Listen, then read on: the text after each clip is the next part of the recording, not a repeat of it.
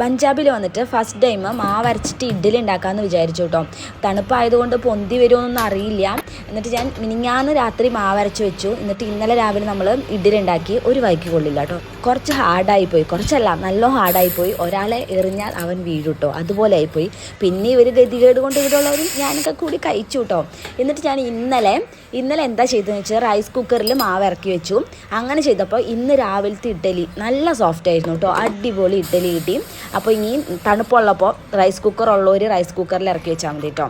പിന്നെ ഇഡ്ഡലിയുടെ കൂടെ എൻ്റെ എന്നത്തെയും പോലെ തട്ടിക്കൂട്ട് സാമ്പാറൊക്കെ ഉണ്ടാക്കി. എന്നിട്ട് ഞാൻ ഇനി സ്കൂളിലേക്ക് പറഞ്ഞു കേട്ടോ.